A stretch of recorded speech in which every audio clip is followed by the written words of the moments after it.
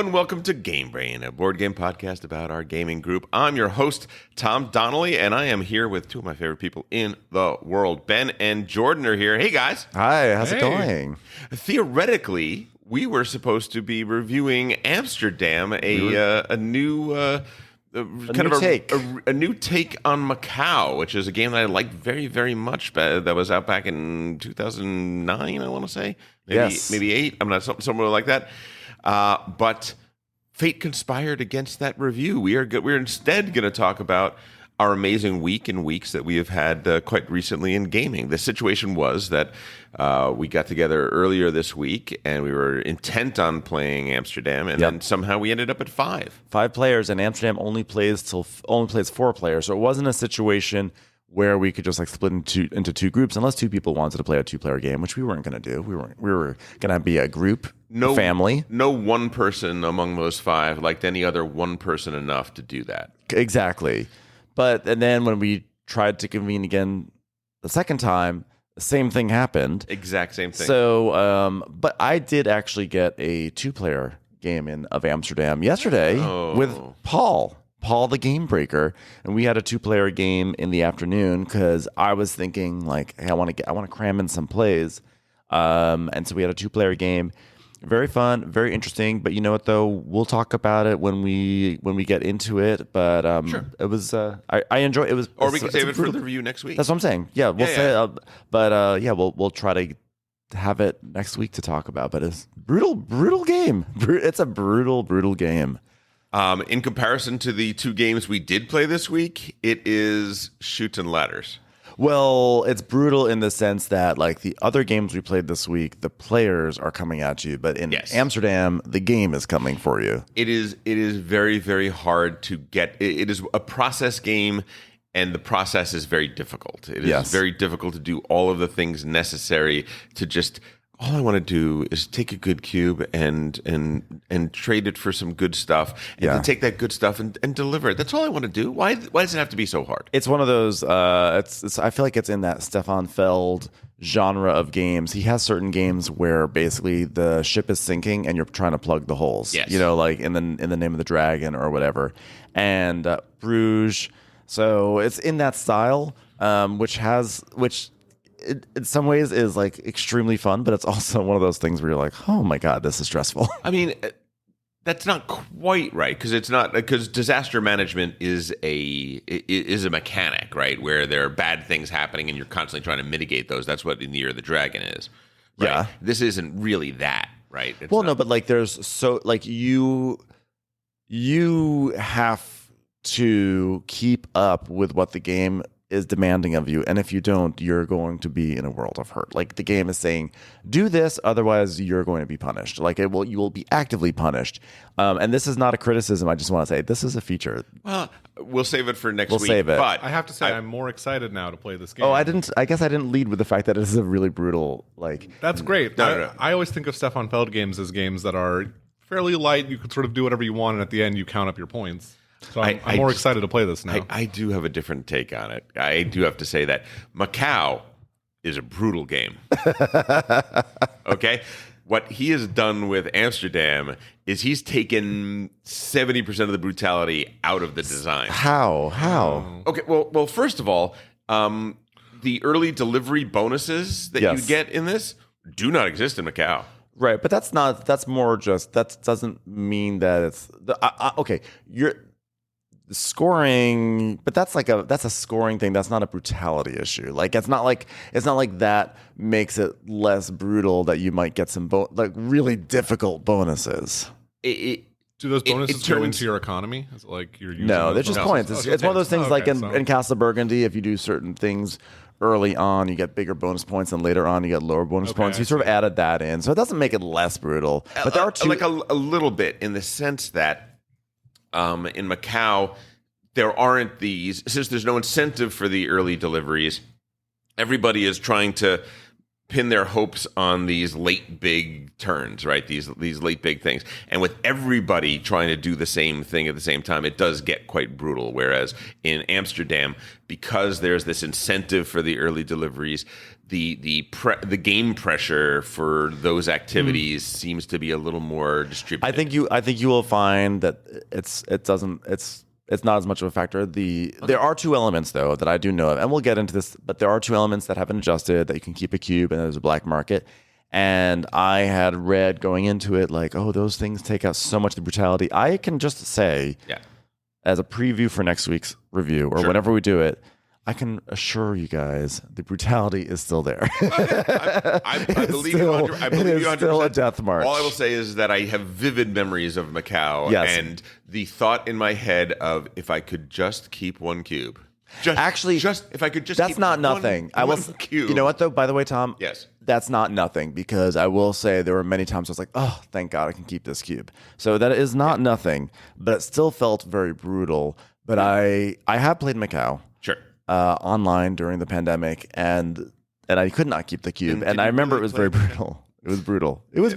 Anyway, we'll talk more about that, but I was really glad to finally get to that. Here's what I want to hear. Like, Jordan isn't saying a word. I think after last night's shellacking, or the how would we put it?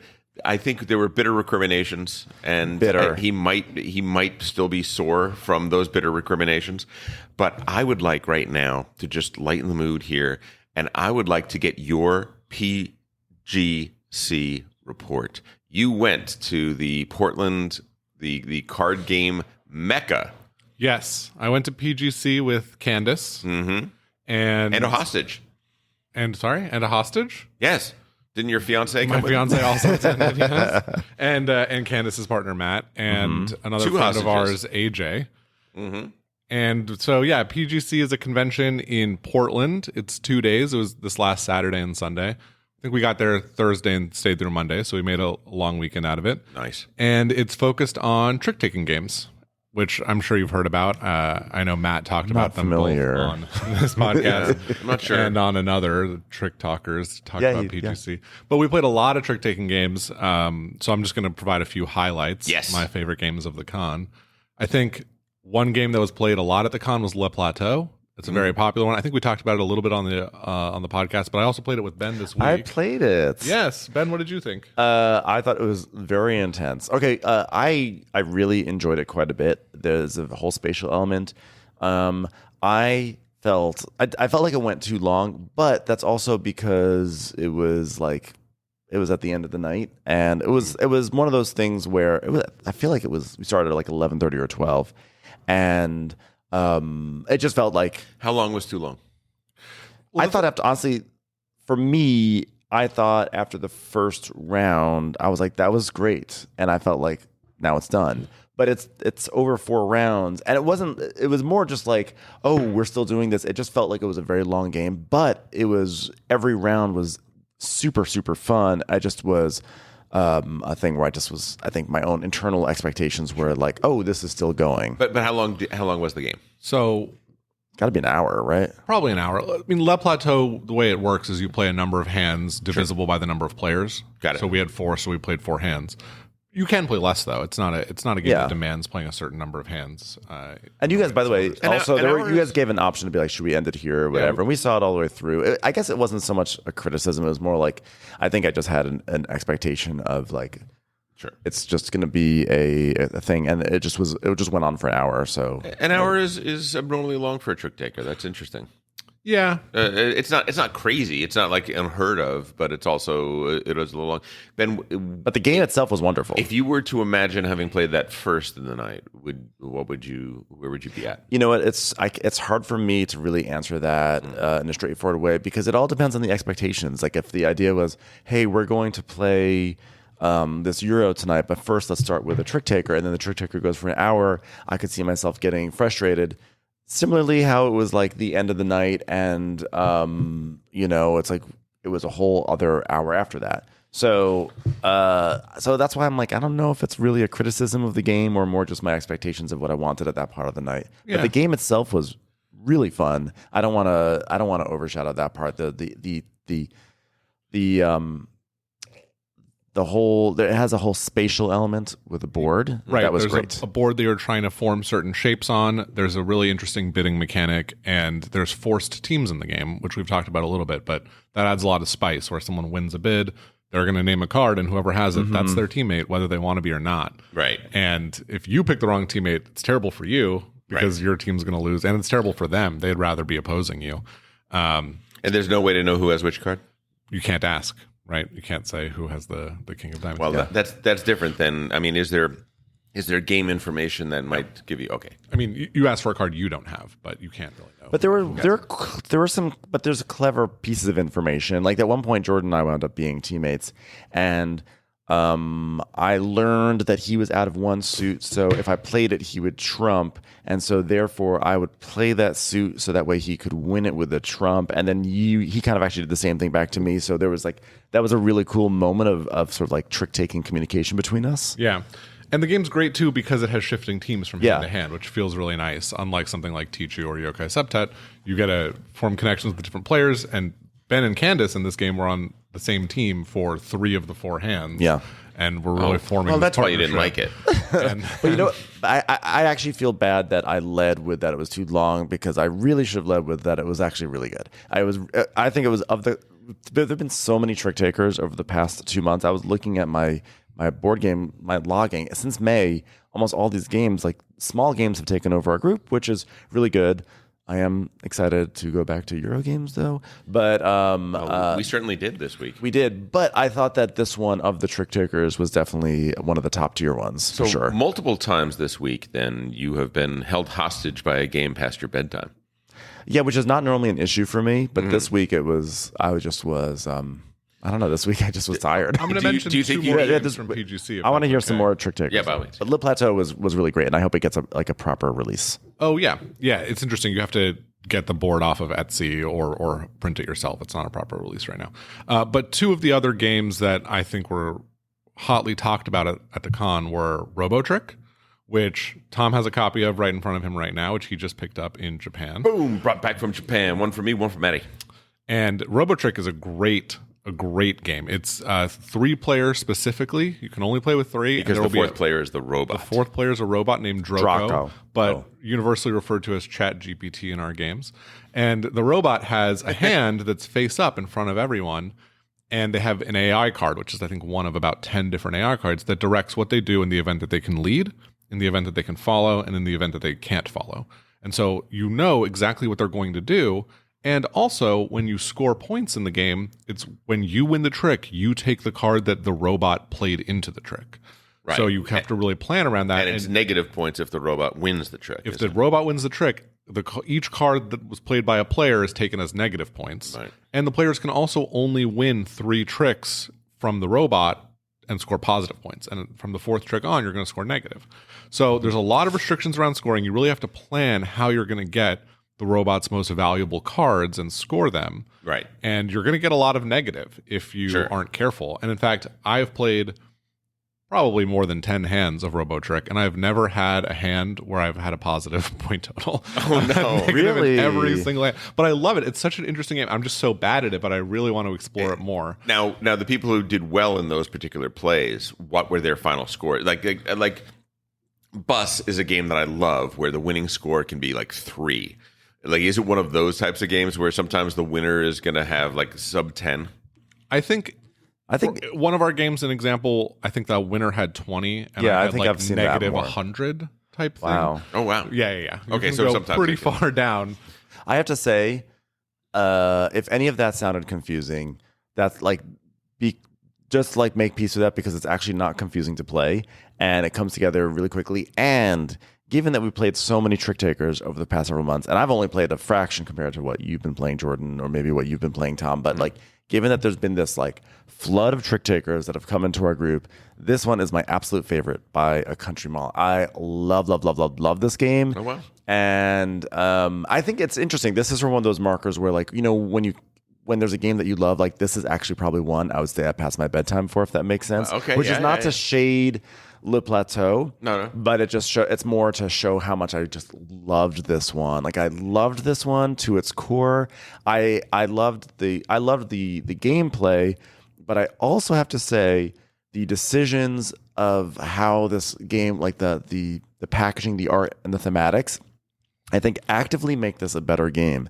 Because the art is it's actually kind of cartoony, almost looks Simpson-y, like the Simpsons, but it's not Simpsons art, but it has that kind of vibrancy and cartoony. Like Simpson anime. Yeah, and what I love about it is that this robot, like all the cards are very adorable robots. And Draco, I call him, his name is Draco, whatever. Draco, yeah. Draco. He's just this robot, or they are this robot. And it's just... This is a game that could have had a theme of like a very angry wizard or a dragon or something kind of like really brooding and serious, as like you're trying to beat this. You know you're baiting me now. But what I'm saying is that like you have actually this adorable robot that just happens to be trouncing you, and it's just so funny. And every time it wins, you're like, Draco. And every time you beat it, you're like, aha, Draco. It like adds like a flavor and personality to this game that I feel like other games don't necessarily have. Matt has already done paste ups for his game where Draco is Sauron. You know that, right? There is this fun aspect around the table too, where you're hoping someone else will beat Draco. I can't beat Draco, but if you beat him, we'll both be saved, and then they can just go. But Draco doesn't feel evil, right? No, I'm not going to be negative 15 points for you. But I like that Draco is not evil. Like Draco is not an evil force. Draco is just trying to do what Draco does. When your highest score is negative 100, Draco is evil. This is what Draco needs. Draco just needs to. Draco's been programmed this way, and he is coming to conquer the earth in the rules. Is he? He is. So yeah, but he's only following his programming. Right. And but you he's so and you can see the programming. He's so cute. I love Draco. It is a game. It reminds me of Schadenfreude quite a bit because I love games in which the rules are actually quite simple, but when you break down what the rules imply, there are so many pitfalls, so many ways to get negative points, and only so many ways to get positive points, and so you're constantly fighting to both get the good thing and avoid the bad thing, and I love games that do that well. And just one last comment about the theming is that ultimately it really injects a spirit of levity into the entire game, and that I felt like there's a good amount of laughter around the table and table talk that sort of, I think the game really helps come to the fore. So and on top of that, it's just a really good game. So I loved RoboTrick. Well, that was his second game. He's got a third one. I know. I can't wait. Yeah. Sorry, I'm monopolizing the talk. No. Listen, it's a conversation. What other tricks do you have up your sleeve? Yeah. So before I get into the third, I'm just going to mention some of the other games I'd recommend checking out really quick. I'm cheating here, but we played a lot of Inside Job, 535, Touchdown Heroes, Zimbabwe Trick, and Trick of the Rails, and Bug Council of Backyardia. There's a million great games that I did enjoy Inside Job. Finally, we played that together at Candace's house about a month and a half ago. Yeah, that's a really great game. Quite delightful. But one that sort of been talked about. I have never played it yet. Wow. We'll definitely play Never played it yet. It's in my Amazon cart. Every single it has been a weird thing where every single time I'm like, okay, I just want to. The one thing I want to do tonight is play Inside Job, and it never makes it. There's always something that gets in the way, and I haven't been able to play it yet. It'll definitely come to the table again. Yeah, it's great. Can't wait. It's really fun. But the final game I'm going to mention here is the Barracks Emperors, which is a strange title. It's a GMT trick-taking-esque game. GMT, the producers of thousands of trick takers, small box trick takers. Yeah, exactly. Well, it's apparently in the line of Time of Crisis, which I've never played. Trick of Crisis. That's what they should have called it. Wow, they really lost an opportunity here. Crisis Trick. So in any case, it has this board, a spatial element. There's a board with 13 emperors on it, and each emperor is one of three colors, yellow, blue, and red. And each emperor has on each of its cardinal directions, these are square cards, the same symbol on north on each emperor, the same symbol on south, east, and west. And you'll be one of those symbols. Right. But when you play to the east of one emperor, that's to the west of another, and to the south and to the north of another. So when you play a card, you're playing it for yourself into one of those four tricks, but for each of your other opponents into the other tricks. Right. And when a trick is taken, the winning card, along with the emperor, is removed from the board. So if you play a really strong card, the highest number I think is 8. If you play an 8 into a trick, hoping that you'll get to score it for the emperor on the right, someone else might score it for the emperor on the left. And each emperor resolves when each card around it, when each space around it has a card in it. So it's a really fascinating game. What is the connection to Time of Crisis? I think it's the same designer. Okay. But I'm not sure about that. Gotcha. I should have looked that up before. That's okay. I famously did not care for Time of Crisis very much. I didn't. Dang. And I think reactions to this game have been mixed because, well, some people say it's just not a trick-taking game. I sort of fall into that crowd, but it's sort of like there's 13 tricks out on the board that are going to be resolved over the course of a hand. Well, I mean, you have a very strict rule set for trick-taking. I do. games. So, right. And in my rule set, it's not a trick-taking game. There you But go. it is a very interesting spin on that type of play. And it's really enjoyable. I mean, all the cards have different abilities as well that can activate and move cards around in different ways. There are barbarians that you can control to cover other people's cards that they play into a trick, and those have a value of 0. It's very Time of Crisis. Okay. For sure. And one of the more fun rules is if a card is played, if a trick resolves and 2 of the same value are in the trick, those just cancel. So you might have the trump 8 in a trick, and someone plays an offsuit 8 into that trick. Your 8 is canceled, and instead the lowly 1 wins the trick. I mean, so that's a fun moment. It might be a game that maybe it's not perfect, but it's a harbinger for what's to come because it might be a little bit ahead of its time. If you remember, there were tons of tableau builders, and then somebody said, well, what if we use dice as these sorts of things? And then all of a sudden you had dice builders, and like everything became that for a while. You take a mechanic from a different genre of game and you bring it into that game, and sometimes the cross-pollination is amazing, right?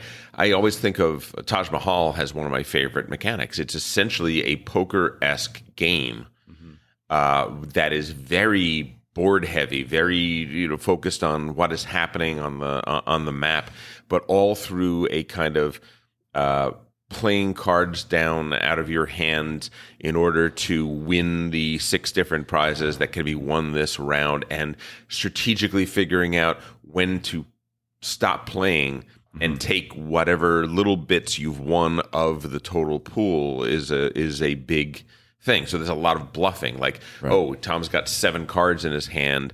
How much longer can he go? Maybe I should just bow out now. And there's a lot of table presses. And Brian Boru, by the way, also, I mean, I think I liked it a little bit more than you did. I don't think either of us were like over the moon with it, but like a really interesting integration of trick taking with a Euro game / area control game, like a really clever.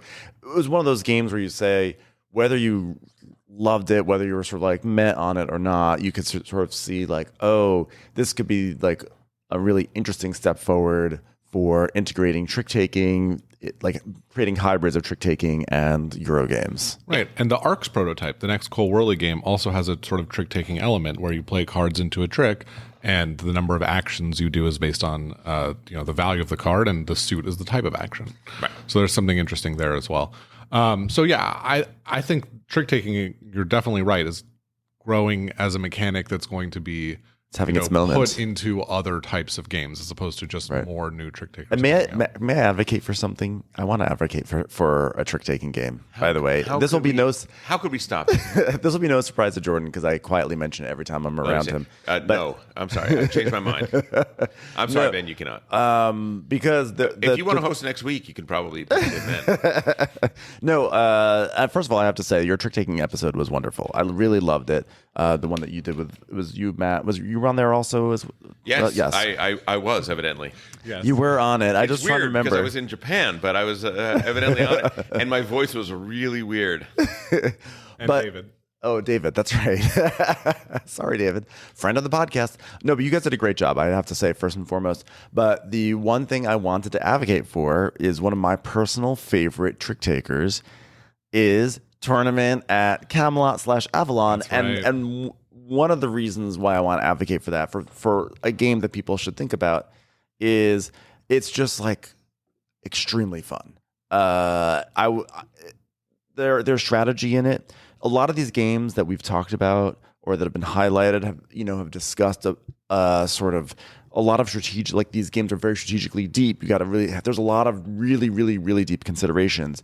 And there's obviously considerations in Tournament of Camelot and Avalon. Tournament of Avalon is like the sequel to Tournament of Camelot. There have been some tweaks to make it more strategic. I haven't played Avalon yet, but I've played Camelot, but they're basically the same game.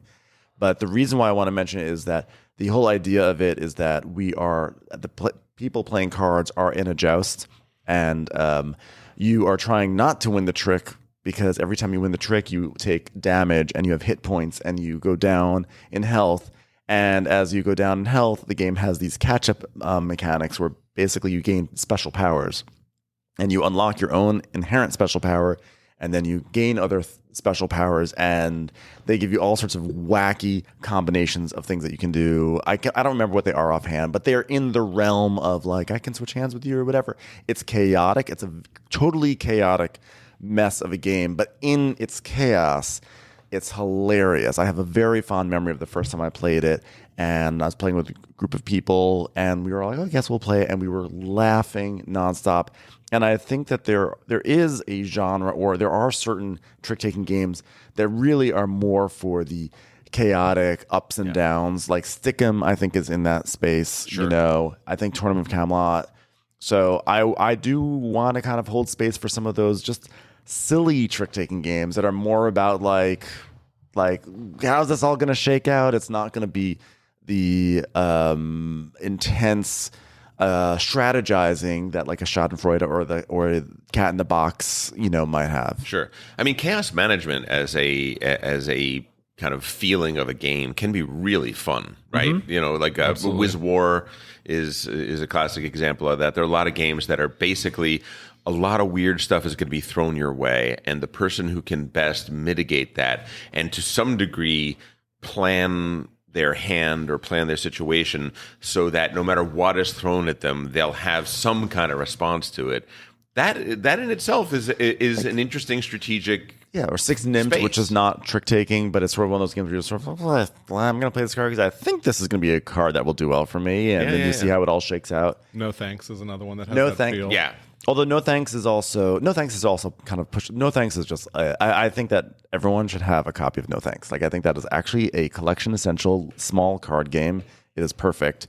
And speaking of small card games, I also want to talk about a trio of card games that I purchased. Really quick, I want to close it out on PGC. Oh, I'm so sorry. No, you're totally fine. Yeah. And actually, wait, we should let you talk about a game first, Tom, before I go on to another thing. Tom does not need to talk. We should let. All right. PGC. Cutting Jordan's mic. Good. Go ahead. Can you still hear me? Yes, we can still hear you. Okay, I'm just joking. So yeah, last thing I'll say is Candace did a great write-up about the PGC Con on BGG, so you can read about it there and you can see all the plays we did. So I would definitely recommend checking that out. And I think also Space Biff did a review of Barracks Emperors if you're interested in learning more about that one. Oh, great. And I just want to say thanks to everyone who was at PGC. It was a great time. Met a lot of really great people, really cool people, and I'm excited to continue playing games with them. What would you say was Gigi's response to the weekend? Gigi had a great time. We had some friends in Portland who got together, sort of non-gamer friends, and we played a lot of Nana. And they were cracking up. Everyone was having a great time with Nana. We played some Blood on the Clock Tower. Gigi enjoyed that. And we played some trick-taking games, and Gigi loved that as well. And she also did a few sort of Portland tourist things with her friends there. So it worked out everything's coming up. Gigi. She was not held hostage. And if she were, I would say the same thing. Okay.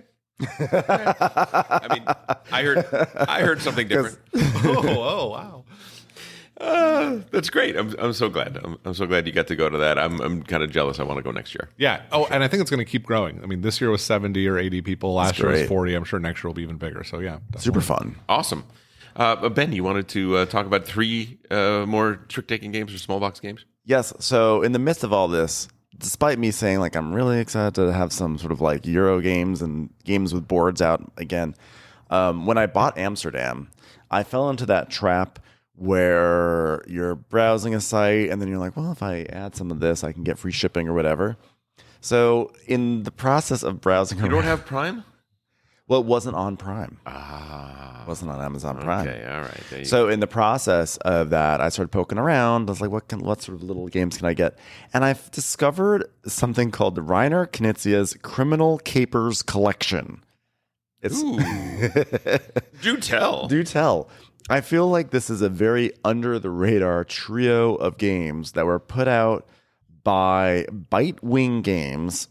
Sure. Who also are putting out coming soon. Oh, they actually put out Trailblazers, which is getting some press recently, and they have Zoo Vadis, which is coming out, which I think is also kind of buzzy. So anyway, is that a takeoff on Quo Vadis? I think so. Yes, it's a bestial game of crafty politicking. Yeah, it is. So there's these 3 games: Soda Smugglers, Pumafiosi, and Hot Lead. And I believe like 2 or 3 of them are actually re-implementations of previous Reiner Knizia games, maybe the obscure ones or whatever. I do not have up all the information. In the heyday of Reiner Knizia, he would put out 20 games a year. Right. It was insane. So this company found 3 of them, although one of them may be wholly original. I'm so sorry. I'm being a bad podcaster. I don't have all the information with me, but this company has next week and tell us. This company has taken these 3 small games and given a thematic through line, which is that they are all starring animals of some sort. Okay. And they're also pertaining to the world of crime. So I just went and bought all 3. and I have now played all 3, and I'm here to tell you what I believe, if you're going to only get one of them, which is the one that you should get. Which Tangled Criminal game is the one we should get? Soda Smugglers. Oh. So I do want to say, though, Pumafiosi was also very interesting, and it is trick-taking-esque. There's a whole thing of, like, everyone plays a card. Whoever has the highest card is not eligible to win. Second highest gets to insert their card on this, like, hierarchy. But you can get pushed off the hierarchy, you can get pushed down by higher cards, and every time you get pushed down, you get negative points. So you kind of don't want to put your card too high, because then you'll take a lot of penalties as you get pushed down. But if you put your card too low on the hierarchy, you're not going to get as many points at the end of the game. So it's the classic Knizia kind of push-pull, a game of estimation and prediction, etc. With a great title. One of the best titles of all time. Pumafiosi, because it's pumas that are in the mafia. Right. Obviously. This is one of those times where when you explain the joke, it's actually fun. Yeah. Is it? I mean, I personally feel like the Puma Mafiosi theme is a little played out, but it's fine. That's true. I mean, how many more Puma Mafia games do we have to see? Right. So that was fun. Hot Lead is sort of in the realm of 6 Nimmt, where everyone's playing a card and you're trying to get your card value to be at a certain area to get a certain card. I've only played that one. We played that, didn't we? No, we didn't. Yeah. I played that once. It was a fun, quick romp. I would like to play that some more. But Soda Smugglers is really the one that I have really connected to the most. And I think I actually am a little surprised that this has been so under the radar, because I think this is a Sheriff of Nottingham killer, like killer dead into the ground. Ooh. So Sheriff of... I'm ready to kill that game. Yeah. I've never even played that game. Really? Yeah, but I'm excited to try Soda Smugglers. So first of all, really it's basically Sheriff of Nottingham. And for those who don't know Sheriff of Nottingham... Or as we call it, Two Chickens. Two Chickens. Actually, Tom, why don't you tell everyone what Sheriff of Nottingham's all about? Sheriff of Nottingham is a bluffing game. Essentially, what's going to happen is on any given turn, one person is going to be the sheriff, and everyone else are taking their hand of cards, and they are putting some of those cards into a bag and clicking it shut, passing it to the sheriff, and telling him what is inside the bag. Now, the sheriff could believe them and hand them their bag back, and it goes right through. Or he could not believe them, or they could not believe them, and pop open the bag, revealing whether or not they've caught them smuggling contraband into Nottingham or not. And the trick to it is that if the sheriff accosts a loyal merchant, they're going to have to pay, and pay handsomely, for having disturbed this person's done. Yes, false arrests. However, if they find contraband, that contraband is taken away from the other person, and it's essentially a set collection point game where there are 4 main kinds of goods, and then contraband goods, and they all score different points based on whether or not you have the most of them or the second most of them at the end of the game. That's what it is. Right. So Soda Smugglers kind of takes that concept and just kind of just makes it like a little sharper and cleaner and faster, much faster. And on top of that, it plays 4 to 8 players, whereas Sheriff of Nottingham only plays 5. And so one of the things with Sheriff of Nottingham is it sort of feels like it should be a party game. It has this vibe of bluffing, and we're passing stuff around. Are you going to get it? Are you going to get it by the sheriff? Get your contraband by the sheriff or not? They're going to catch you. You're going to bribe them. All this stuff. But in reality, it only plays up to 5 players, and it takes like an hour. And there's a lot of set collection. You're collecting apples and chickens and this and that, and you got a board, you got a tableau. Wait, soda smugglers? You're collecting chickens? No. I'm saying Sheriff of Nottingham. Oh, okay. I was like, wait, what? It's literally the same game. The problem we've had with our group with Sheriff of Nottingham is that for every 10 bags handed over to the sheriff, 8 are opened. So very distressful. The last 2 games that I have played of that, I realized at the end of the game, I said, do you know what? No one has ever handed me my bag back. So it came down to my best score. The best I could do in the game was to look at the cards in my hand and play whatever the highest value legitimate play was. And I had to just basically ignore any contraband that was in my hand because there was no way any of that was getting through. Now, maybe that's just our group, but if you can get into a group think like that, it does damage a lot of the game. And it seems like everyone would start doing exactly that and just putting no contraband in their purses, and then quickly the sheriff would learn, oh no, I can't just look at all of these bags. I'm gonna. One would think. No, I haven't played it with. I haven't played it with Game Breaker. No, unfortunately, what still ends up being the dominant paradigm of it is that the social pain of handing a bag back and a person opening it and revealing all of the contraband, all of the sweet contraband and all that is so much greater than the mild pain of seeing that, oh yeah, you only had 3 chickens. I don't care about that. Here's some money. That for our group, it has become it's become something where you can essentially do that. You have to be really careful about when you do that. But some people, when they play the game, are vilified and untrusted by everyone around them, and will never get contraband through. So basically, in the group, it just becomes just a game of customs. Like, just here, this is what I have. So, I'm actually glad you brought that up, because what Soda Smugglers does is it has that central idea of you're trying to smuggle stuff into this like nebulous space wherever you're going to, and you don't want the inspector to look in your briefcase and see that you've smuggled in more than 2 bottles of soda. Wherever all these little animals are going, you can only bring 2 bottles of soda to wherever it is. I don't know, we're going to a restaurant, we're going into a state, going into a country, but 2 bottles of soda only. Does it not say where it is? No. So we're just... You know what? That theme works perfectly for a cruise ship. I love that. Do you know the thing about cruise ships? You can't. Yes, you have to buy the booze. Yeah. There's like every line has a very. I've never been on a cruise, by the way, but I'm an amateur travel agent, so I've booked people. And the rules are really strict. Like, each line is like, you may bring 1 bottle of wine, and you may bring 1, and that's it. That's all you can bring on board, because they want you to buy their. They should have called this "No Booze on the Cruise." What people do is they buy a 12-pack of waters, because you're allowed to bring that on board, and then they open the waters, just like college, pour it out, pour in vodka. And now the inspectors, when they inspect your bags before you come on the cruise ship, they look really carefully to see if you have glued the little ring, the plastic ring, back onto the top. What cruise ship has the time to inspect all that stuff when you got 1,000 people boarding? Carnival will 100%. Okay, I believe that on Carnival. Okay, there's no question.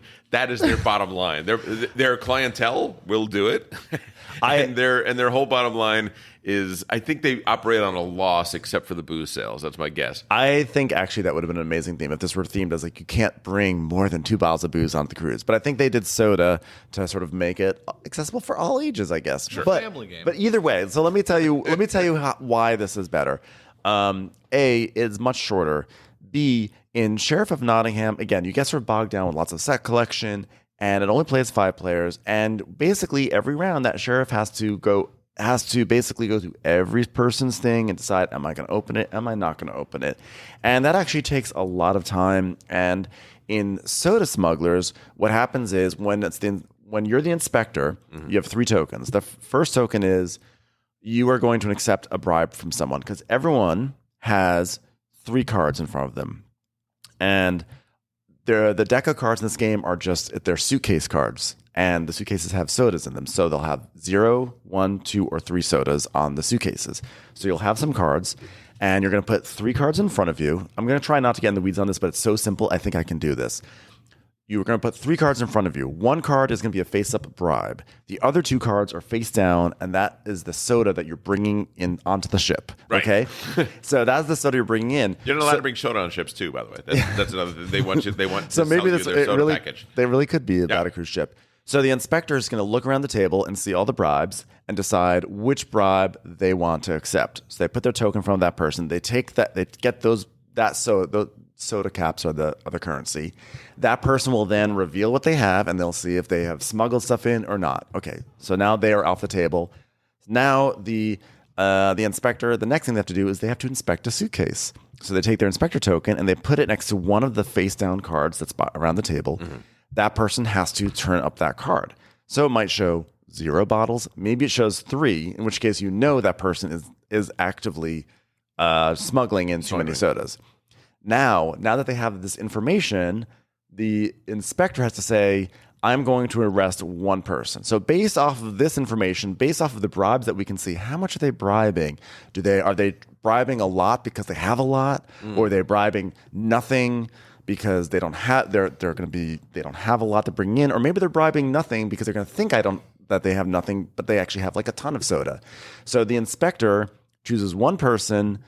They flip up their cards. It's one of those things where if you have too much soda, the inspector gets the soda. But if you're doing it legally, the inspector the person not only gets soda, but the inspector has to give a heartfelt apology as per the rules. So you're advocating for a game that is essentially about profiling. 100%. And what's great is it's not a thing where we have to go through every single's bag. There's no set collection. It's just like you've given some limited information, and based on how people are acting, based on the information you have, you're going to try to make a guess. And for some reason, it just brings the whole concept of Sheriff of Nottingham into just like sharp relief. It's Cleaner. Quick, cleaner. It can play a larger player count, so it feels more like a party game, and you can just like honestly be done in 10 minutes. Soda it was Smugglers, super fun. That sounds like it'll solve the group's problem too, because instead of a small penalty in points for guessing wrong, you have to get on your knees and apologize. Yes. And maybe that will make it so people don't just falsely accuse. We should add that to Sheriff right now. And I think we'll change the meta. I just want to also say, if you are not arrested, you get to bring your soda in. So like the sheriff has to make sure they arrest the right person. It feels a little bit more, I don't know, it's cleaner and it moves along. What is the way by which the inspector can make an educated guess as to who is bringing in the contraband and who's not? First of all, there is actually, you can see how many cards there are of 3 bottles, how many of 2 bottles, how many one, in terms of like in the deck, you can make an educated guess on maybe like what you're seeing around there. But bribe, a lot of the bribe will show how many of those cards maybe are up. The bribe will also, I don't know, like you can make as much of an educated guess as you can on Sheriff of Nottingham, but you have actually a little bit of information. I actually have more information. That's what I'm asking. I'm saying how much of it is a read and how much of it isn't. It's like a combination. I'm all about the read, but that's why it's fun, because you have some information, and the thing is, it's like you have some information to go by, but then everyone has information with which to mislead by, and so it does start to be like you're getting into people's heads in a way that I felt like Sheriff of Nottingham. I always thought it was going to be like that, but it never really did. So I can't believe I'm talking about this game for so long, but I really enjoy it, and I'm a little surprised that it is not kind of broken through as more of a party game. Sounds great. We're not reviewing Amsterdam today, so we got to give people something. Smugglers. We got to talk about something. I'm going to talk about a game called Tagiron, which is called Twisted Logic. A little game I picked up in Japan. let me talk for a minute about the Japan game experience. I went to game stores in Osaka and Tokyo and had a blast. Like every time, so game stores in these countries, I have found to always be on the 5th, 6th, and 7th floor of an incredibly narrow building. That you take this coffin-sized elevator up to it, and each floor will be, this floor is, what is even on, I don't have no idea what's on this floor. You go in there, and it is solely plastic models of submarines. And then you go up to the next floor, and it's the Pokemon card repository. And then you go to the next floor, and that's where you find the board games or that kind of stuff. And then going through the board games, they'll have a section for used games, which is great. Mm-hmm. They sell used game section. They have a lot of games that we are used to seeing, and then they'll have this little area of the small boxes. And oh my God, there's so many small boxes. Well, because you have a small elevator, so exactly kind of dictates the size of the games they can stock. Yeah. What are you going to do with Twilight? Twilight Imperium is not good. That's a first floor game. No, they have to sorry, we will call for the crane.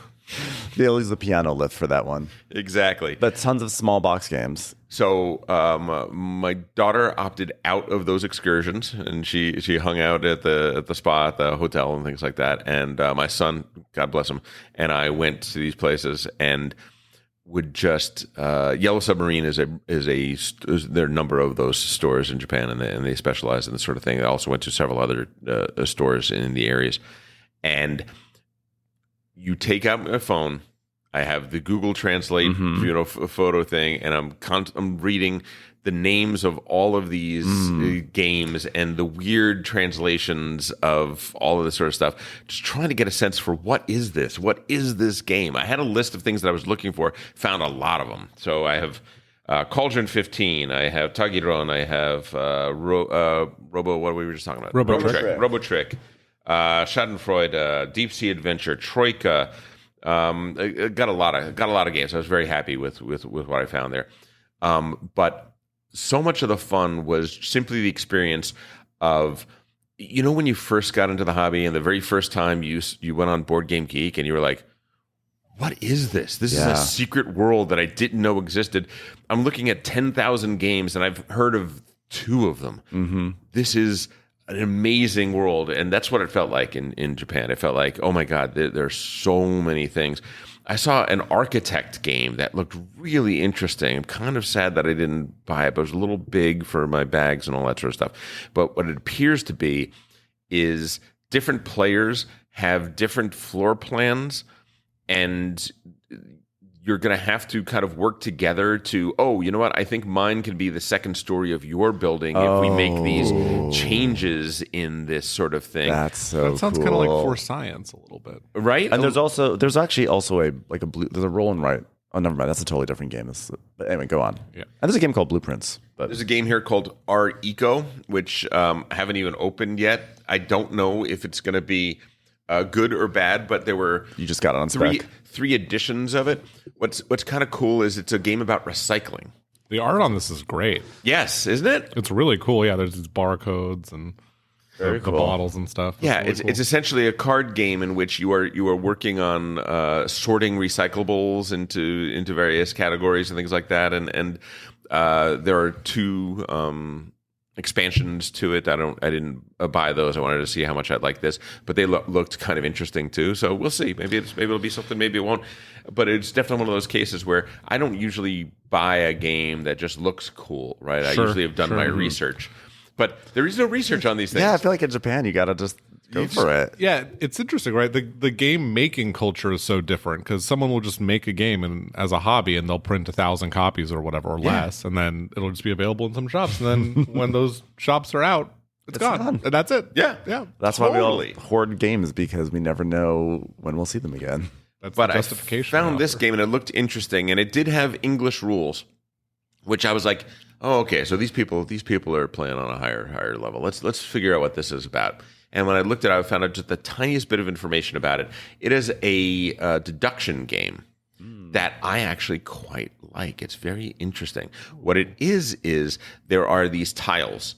0 through 9, 0 through 9. One group are all red and one group are all blue, except for the number 5 in both cases, which are green.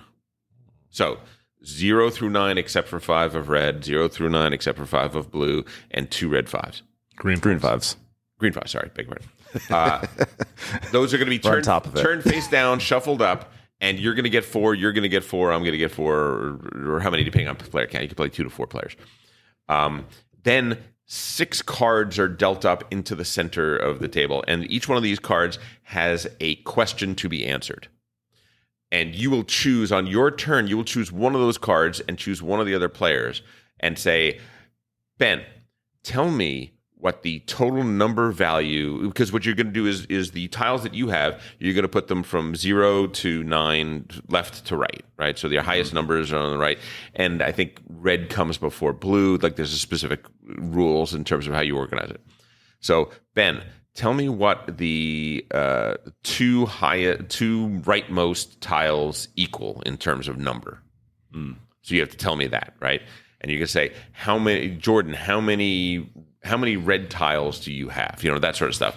And what the goal of the game is we keep switching out a new card in the center, a new question card, as you're putting together the information that you've gathered about the other people's hands until you're ready to solve, until you're ready to say, I think I can say all 4 of Ben's tiles from left to right. And it's really cool. I mean, I think for a small, simple deduction game, it was really fun.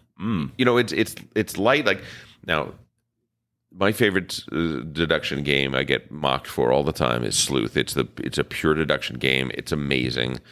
It is as dry as the Sahara, but it is brilliant when you're trying to figure out the one missing gem in the huge set. It's a real brain burner.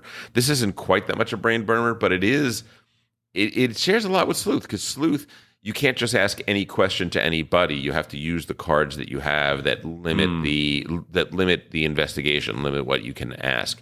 And I think that's a really fun mechanic, because everybody has a relatively similar set of problems that they have to solve, and a similar set of questions that are going to get them towards that answer. And the person who is the best asking the right questions is going to get there. Is there any flexibility on the answer you give? Is there ever a circumstance? No. Okay. No, it is always in a deduction game. If there was flexibility, you're dead, right? Well, one of the things I love about Cryptid, which I see on your shelf back here, is that when you answer a question, oftentimes you're putting a cube down to say, the cryptid's not here, but you get to choose. And so you can kind of shape the narrative around your own rule.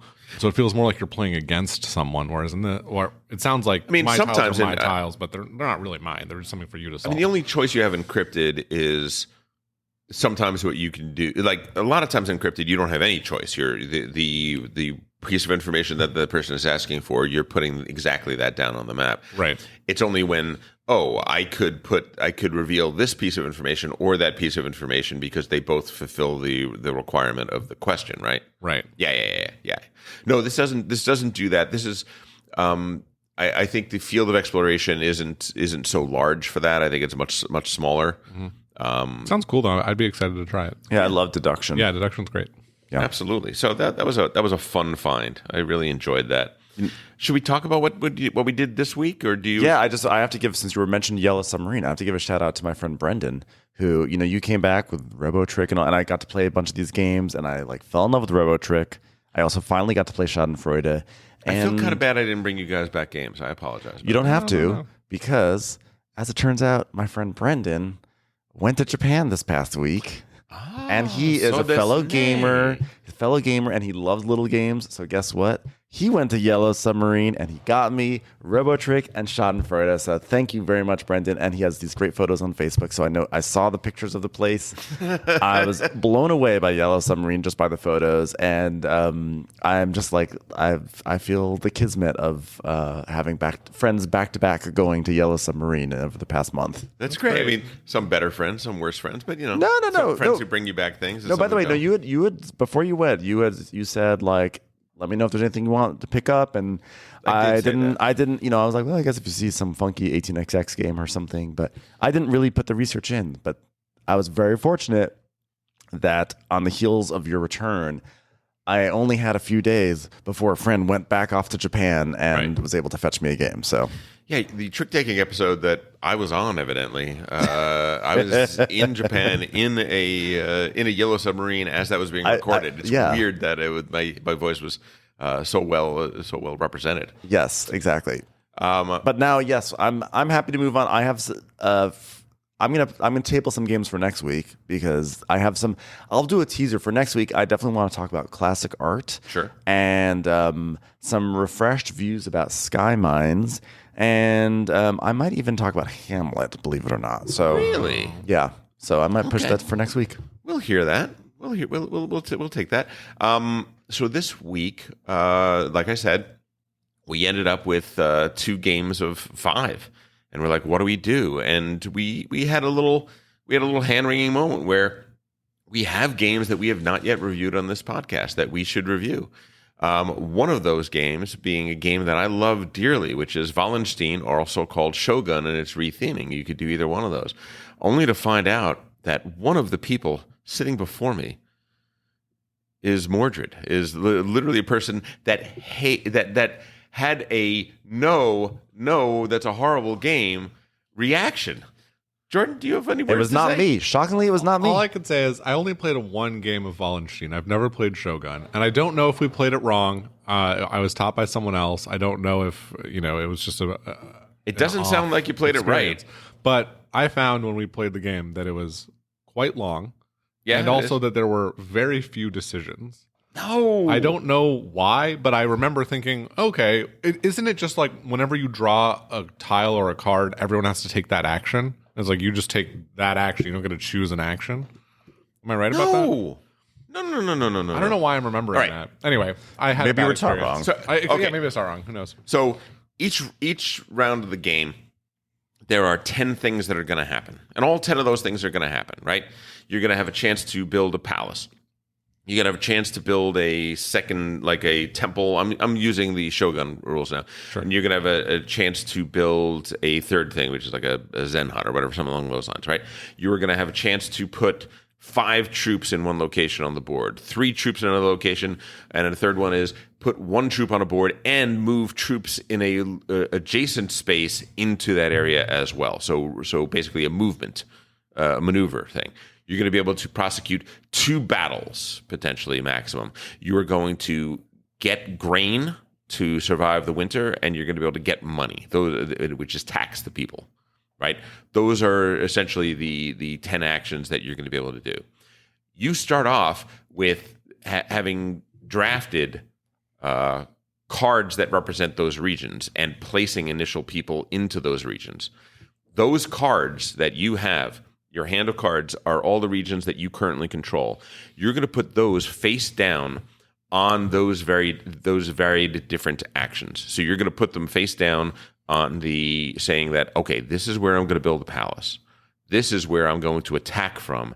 This is where I'm going to add 5 troops to that area, all that sort of stuff. Okay. The order of how those 10 things happen, we only see the first 5. So right off the bat, we know the first 5 things that are going to happen and the order they happen in, which is crucial because sometimes putting troops in an area before somebody else attacks that area can really mess their plan up to fight you, that sort of stuff. So it is kind of a little bit of an action programming game. Forbidden Starsy sounds a little bit like Forbidden Stars. It's a little Forbidden Starsy. People have said Robo Rally has a little thing because there is an action programming selection, but every time you take over a new territory or take a territory from somebody else, you get that card. So you have another card now in your hand. And you will generally, at the beginning of the game, you're going to have like 6 territories, but there are 10 actions. So 4 of the cards, you're going to be putting blanks down, and no one knows which actions you're not taking in this thing. That sounds much better than what I remember. Let's play that again, and then we can talk. You're like, wait, I just remembered. I think I was playing Tiny Towns. Totally different game. No. I'm like, it was Wallenstein. It sounds like we didn't play it right. Sounds like there was an error. It's a crazy deep game because this is all an explanation of a game that we did not play. I just want to point out. Hey, look, I gotta stand. Somebody stood up. You had to stand for Shogun. And yucked my yum, and I gotta respond to that. Sorry, I did yuck yum. Although we did play your favorite game of all time. We did. I would say we played this week. We ended up playing blockbuster 2 of my top 10 games this week. It was amazing. So let's start with Wednesday. Wednesday we ended up playing Indonesia, which it's been on my to play list for probably about 7 or 8 years. It's one of the splatter games I've always wanted to play. I was going to buy it when it was re-released a few years ago, but there was so much talk about how the components were all like too big for the map, and there was a printing error. Not true. And at that time in my life, I was like, I don't want to spend $100 on a game whose components don't work. And I was like, for some reason, I had it in my mind that like, oh, they're gonna fix this. So mad. And then it was never fixed, and so now it's not. I mean, I probably could source it, but I also kind of feel like I'm gonna ride the wave and wait for another reprint of it with proper components. I love the game. I love the board. But let me just say, it's so beautiful. That's why I didn't play it. Like that's why I waited so long. And then for some reason, I mean, it's been here all these years, but we just never happened. So I was really excited to, at long last, get to play Indonesia.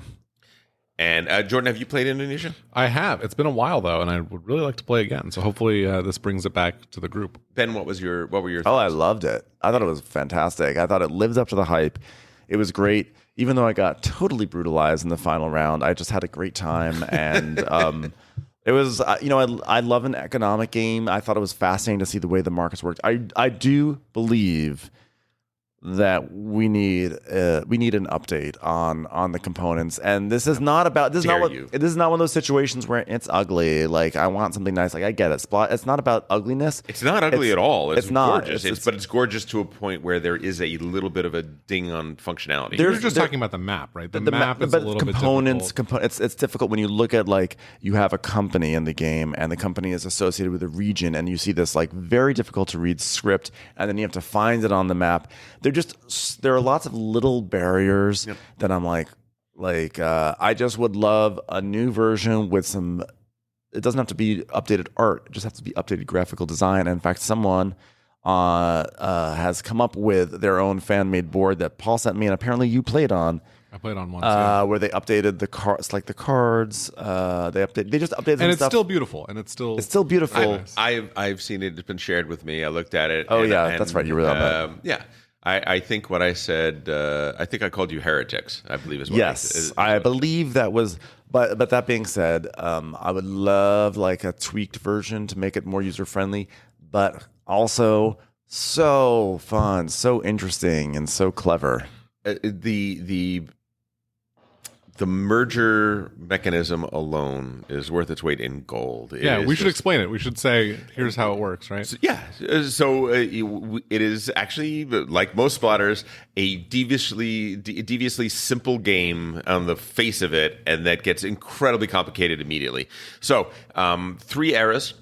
In each era, companies will be on the board, and there are basically 2 types. There are plantations that make things, and there are shipping companies that ship things.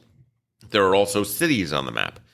And what you're going to do is you're going to acquire a company. At the beginning, you have 1 slot, so you can acquire 1 company. You're going to acquire a company. So maybe you acquire a rice company that starts with one little rice field over here in this section of the world. Or a spice company that's a little farther out, but they also make that there. Or I'm going to acquire a shipping company, and I'm putting a ship down. When you operate those companies, you are going to expand those things. Hopefully, you're going to make the plantation larger so it makes more rice or more spice. You're going to add another ship so that you can ship things farther. And the persons that are producing things are going to have to ship those goods. Rice will pay $20. The city will pay $20 for your rice. Each city in the beginning of the game takes 1 rice and 1 rice only. So if there are multiple people competing, guess what? Whoever delivers first is going to be the one who's going to deliver there. Echoes of food chain magnate. And one of the great details about that is that you must ship, and you pay $5 per ship you use. And if the only rice demand is all the way across the map, you might earn $20 and pay $50 to get your rice all the way over there. Exactly right. Right. So shippers can create some very interesting situations in this game. But at the same time, what can happen is that we have a research and development track where we are choosing one thing that we're going to get better at. We can get better at expansion, so that when we expand our company, we're going to expand by 2 instead of by 1, or by 3 instead of by 1, and so on and so forth.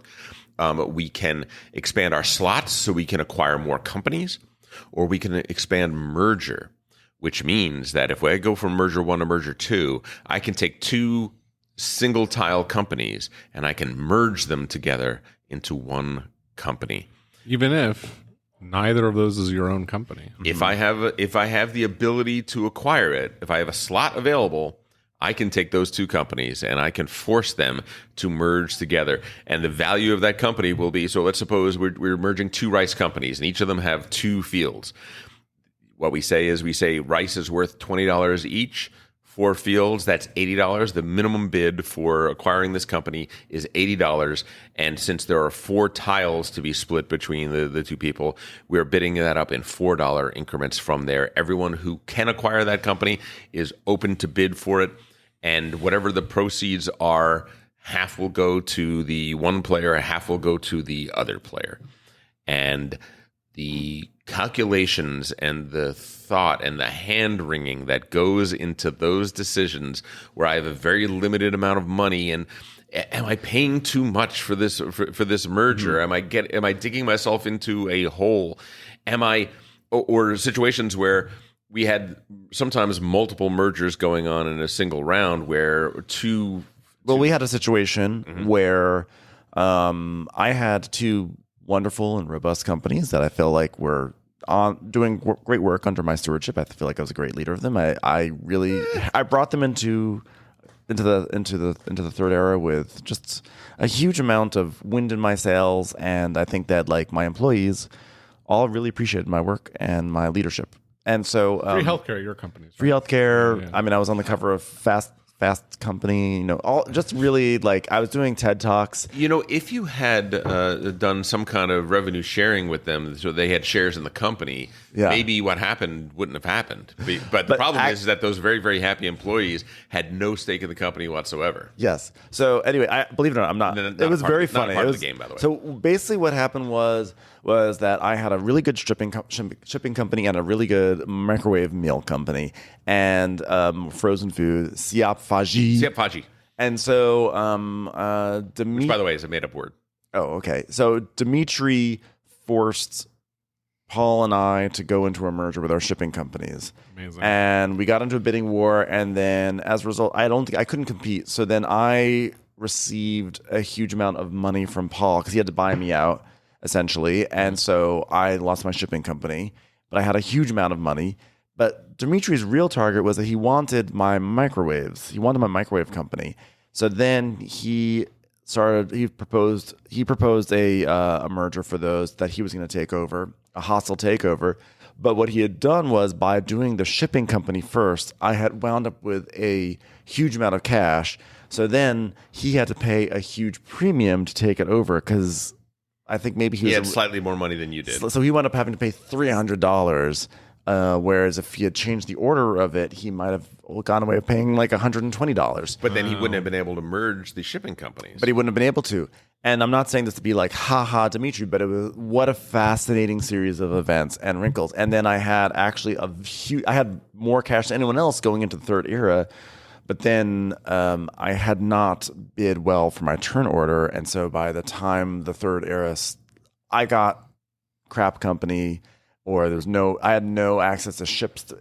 So I actually had a lame duck last round, which normally would be actually a pretty terrible feeling. But I was enjoying this. I was like, this is hilarious that this happened to me. This is wonderful. You had cast in your golden parachute the turn before the end of the game. Exactly. Well, against my will, really. Yeah. And so it was funny because then the last round for me was this incredibly stressful moment of me watching everyone gain money. I was like, please don't have as much money than me. And of course, not only was I trumped, but I actually came in last place in the game. No. But it wasn't feel bad. It was to me. It was like, oh, I love this. The way this, like, the series of decisions cause a domino effect in a dynamic and interesting way, which is one of the reasons why I love 18xx so much, because I feel like that experience happens all the time. Yeah. So I really enjoyed that. I enjoyed how with Indonesia, the map, the layout of the map and what happened on the map unfurled in a very dynamic way. I loved how we had this weird situation where there was only one everything was a level 1 city at the end of the game except one booming metropolis right in the middle of the board. I was like, very cool. Very rare. Yeah, very rare. Like it was just like cool. I loved that. And I have to say I had always read about the tricky math in Indonesia, and I found, maybe it's because you guys are so experienced with it, but I found it was not actually so bad. I'm so excited to play Indonesia again. It's such a cool system, and just hearing you guys talk about it, it was really cool. Excited to play it again. And by the way, I've mentioned before on this show, and recently on I did Candace's podcast for Board Game Geek. I talked about 18 Ireland, and if you like that merger element, 18 Ireland has a situation where I don't know if you have to have at least one share in a company or maybe no shares, but you can force a merger in 18 Ireland between someone's minor company and someone else's minor company, and they get squashed together, and then those who have shares vote for or against it. So you sort of, if you're interested in that kind of tech, if you like that thing of the mergers or mergers against your will, 18 Ireland has that in a way that is deeply entertaining and like hilariously frustrating when you're like, your company gets sort of stolen from you, et cetera. So if that's so cool with the shareholder vote. It's really cool. And if there's shares in the market, the shares in the market will vote for or against it, depending on like if the merger causes the company to lose value, they'll vote against it or for it. And so there have been so many times where I've like, I'm gonna propose this merge, this will be great, and it fails because of things. So if this is exciting to you and you like 18xx, look into 18 Ireland. Am I right that 18 Ireland takes 3 full weeks to play? Is that correct? And we were grateful. And we were grateful for it. It is a cruel but 18 Ireland is cruel and crushing, but I absolutely love it. Like the land and its people, cruel and crushing. I think it's supposed to be modeled. It's like you're very poor and you're just the landscape is difficult and you're trying to just like make things happen by connecting lots of little rural places. And it sounds like Sicily. No, the Sicily game is very. It is. That way, yeah. It's just even. It's more punishing. It is like Sicily. It's hex trains. It takes the Sicily thing, and then it really just. This is. Oh, let me mention actually. There is a story attached to this. And over the past 2 months, I haven't been on the show in 2 months, but I was east, and when I came back west, 2 of my friends were on the plane, and they were my 2 18xx friends. And we played 18. I did mention this on Board Game Geek, but we played 18 Ireland on the plane. And first of all, how fun to be able to play 18xx with your friends on a plane. So you were you were flying from Dubai. We were playing on 18xx games. Yeah, could you imagine? But we were playing on 18xx games. But the game is 18 Ireland is so intense. And there's so many twists and turns that flight went by like that. And so, I know we're talking about Indonesia, but it's good. That sounds great. I have to say, 1849 is one of my favorites, so I definitely want to try 18 Ireland if it has the same sort of hex train map. Same. That sounds great. Yeah, it's hex trains. It's got these crazy mergers, and it's got a brutal tile set. Like a million times, you're like, oh, that we don't have that tile anymore, or oh, tiles don't do that. Can't do that. Can't merge my trucks like that. Huh? Okay. It's like the game's constantly punching you in your face. That's great. Love it. Love it. Speaking of punching in the face, yeah. Then on Friday, we ended up in almost the exact same situation. We had 6 for a moment, and we talked for, I would say, 20 minutes to a half an hour about what game we would play with 6, because Paul was only going to be here for a very short period of time, and Paul ended up by fiat saying we are playing Avalon, which we don't play at 6 because we believe that it often yields a not great game experience. That was a great game. Yeah. It was really good. 6-player. It was fun. Super fun. I really enjoyed. I was a bad guy. You were a bad guy. I was a bad guy. It was fun. It was a generating trust, and you ended up thinking that Merlin and Percival were Tom and Jordan. Well, I got one of them. I sort of got one of them. I knew that one of you guys had to be Percival. I guess by odds, it's not so bad. I had a lingering thought. I'm not I was sure like, if I'd put it that way. You guessed me as Merlin, right? I guess he was Merlin, but you were Percival. I was Percival. Yeah, that's true. So I knew he was Percival. it was fun. It was very fun. But right at the beginning, Jordan's like, "Oh yeah, you got a good read. What am I?" I said, "Yeah, you're a good guy." "Oh, so I'm a basic blue?" "No, you're not." "Well, which one am I then?" I said, "I really shouldn't say." He's like, "Oh yeah, no wait." I have to do that next time when I'm Mordred or something. I just have to go to you. What am I, Tom? And we'll see if you can. If you can read me. Paul was Merlin, and he had there was one moment where he said something that was so. He was like, "Oh, I mean, I'm just basic blue. I'm just trying to figure out what things. I don't know what's going on." And I thought to myself, that feels like a weird Merlin moment. But I'm really bad at Merlin hunting, so whatever. In the game, the very first thing I said was, John is one of the bad guys, and I think Paul is the other one. And I just stated that right out, and then the whole game goes on and on and on. And Jordan, who doesn't know who is who, he knows some information, starts to think because of that, because I was outing Merlin as being a bad guy, I think that's how you thought I was the other bad guy, right? That's part of why. I also missed Paul's signal at the beginning of the game of who was bad. So I only knew Paul was Merlin. I didn't have any other information. But I also I was being genuine when I was describing my view of the vote system, where like we had a vote with 3 players, and it passed, and so it had to be the case that either there were 2 evils or no evils on that team, without getting into the mechanics. Except there could be one if you make. Except there could be one, but if you make. By the way, we should also mention that like 2 weeks ago, was that like a 2-hour game of Avalon that happened? It was so long. It was long, and yet.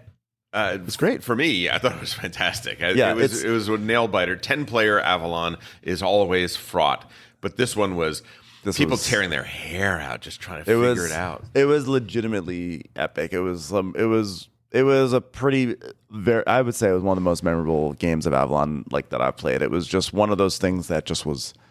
It was a big, long game with lots of discussion, lots of intrigue. Sort of had an epic sweep to it. I was blown away. I wasn't there for that. And actually, what was funny is that I was basic blue, but I was being framed, and I was so adamant, and I was trying to convince people, and I had a logic that I felt my logic was really good, I went through my logic so much. I was so outspoken with my logic that somehow, but I was playing terribly, but I was playing so badly that somehow. Everyone thought I was Merlin at the end.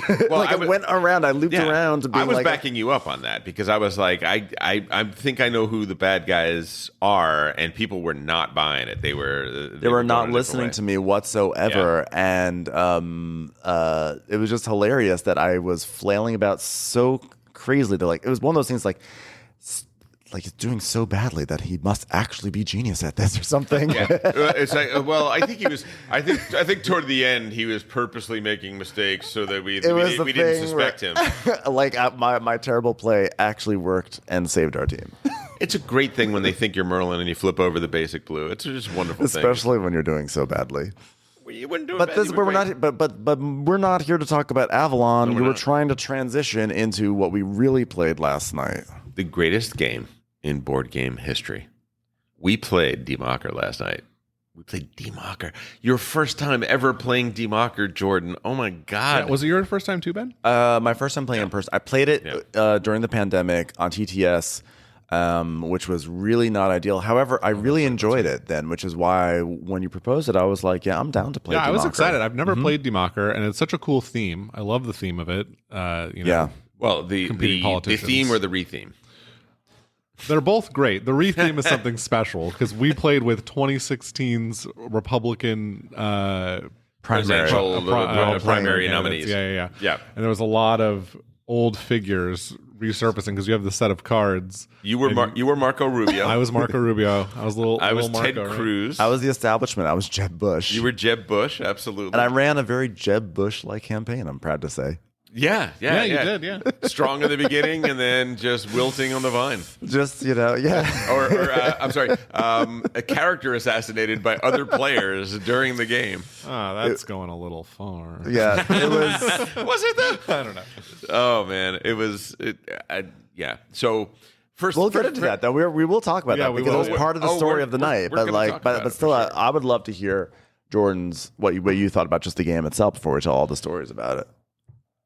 It's a very interesting design. I think the the genius of it is that you have these 7 separate contests, but you see the next 4 coming up. And so it's a question of where do you allocate your resources?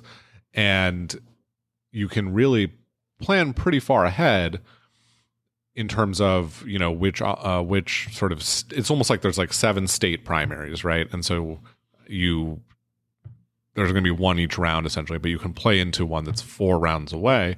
And so that's a really interesting mechanic because you can sort of see what issues each state cares about, how to align your issues, how to plan to get in alignment with certain states, and where the other players sit as well. So anyways, that sort of forecasting of it is really interesting. And the mechanics of it are a little dated, right? It's every round is 10 steps.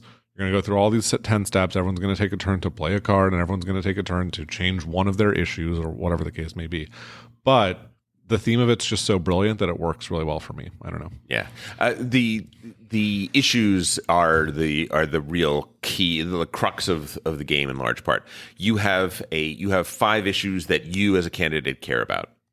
Each state has 4 issues that they care very, very deeply about, and maybe you are the opposite of that state. You're going to do very poorly in that state. But there are ways to change that. First of all, you can change one of your issues each round of the game. But there are other things that you can do as well. You could get media dominance in a region and change their minds on one issue. You could have more votes in that region in early voting than anybody else and change one of the things in those regions. But then when you get deeper into the game, you realize, I am not just trying to make my platform match up well with these states that are coming up. I have to think about how does my platform match up with the national platform that is slowly coming to life before our eyes as the game goes on. And being built by the players. And how does my platform match up with my opponents? Yeah. Right. Because, and there's a sweet spot here, which is that if I don't agree with you on at least 2 issues, we could not partner up on an election. By the way, I thought it was 3 the whole game. Oh, no. Yeah. I thought it was 3. I didn't realize there was a subtlety of like that would have been a very different game for you. Two to have like a voluntary alliance, but 3 to force alliance. So there were I tried to make alliances 4 times during the game, and I was only able to make 1 alliance the whole game. And you probably should have. There should have been another 1 or 2 there. But then again, but at the same time, if people wanted to ally with me, they probably would have said, "Let's ally." So I get that too. But there were definitely a few rules in there that like it was a big long teach, and you did a great job. But there were things that like did not stick that I not game changing things necessarily, but there were a few things that I was like, oh, like throughout the game, I was constantly like, oh, that's something I could do now too. But there was a huge amount of discovery in terms of like emergent strategy, which was really thrilling.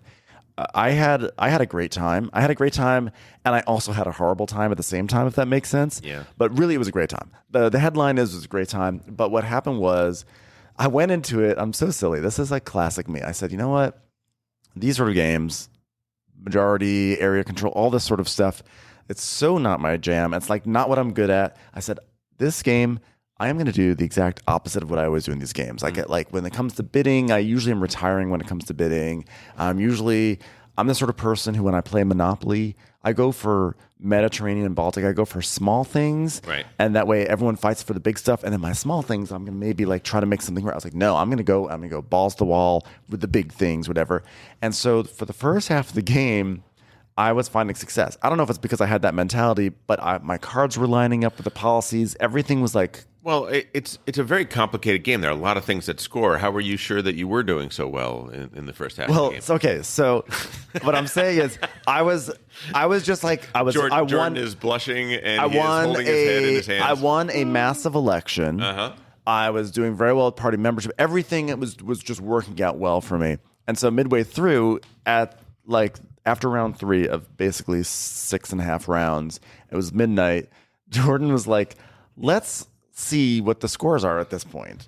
And so, which I'm not necessarily a fan of doing that in the middle of a game. That's fair. I don't mind if it's a game especially where it's like, so announced and so performative. So I don't mind if there's a score track and everyone can I see. actually jumped on the table. Yeah. But to me, it's like playing Concordia, and in the middle of Concordia, saying like, let's just see where we're at. And the thing is, by the way, there's an online implementation of Concordia where you can track people. It scores it in real time. And I don't like that actually, because I do think that there's actually a certain amount of drama of like, I vaguely know where this is going. Fog of War.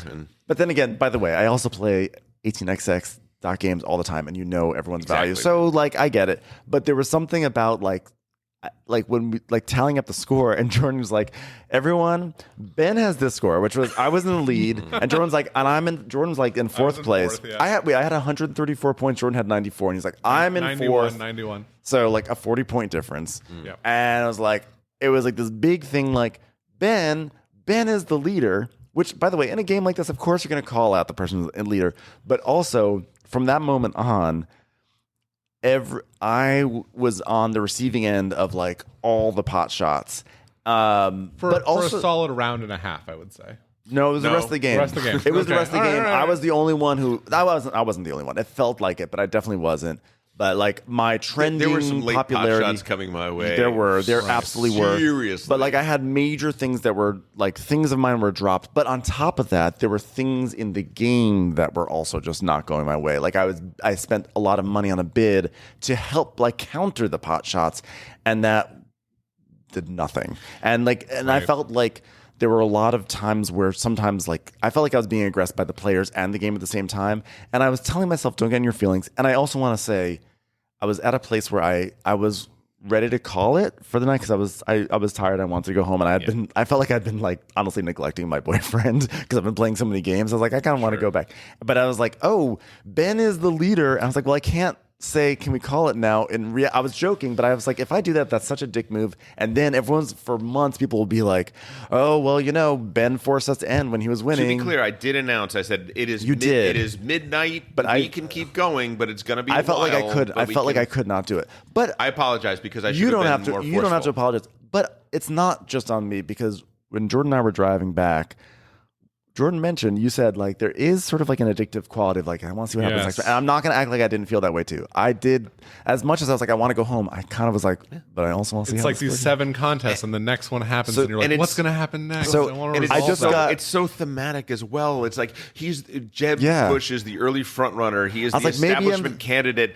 We all have to take him down a little bit. We have to publish the polls that are going to drop him. We're going to. I understood why it was all happening. Like if he had. Like you guys had to do that to me, but I want to say I feel bad for tallying the score, and part of it was I knew I was not doing well, but also I was trying to get a sense of what the scoring was, and so I was looking at the different categories and trying to figure it out. But 100%, it was calculated to be like I'm, partner with me, I'm behind. It's just another one of Marco Rubio's dirty tricks. But it was a long line of them. As it happened, it kind of kickstarted.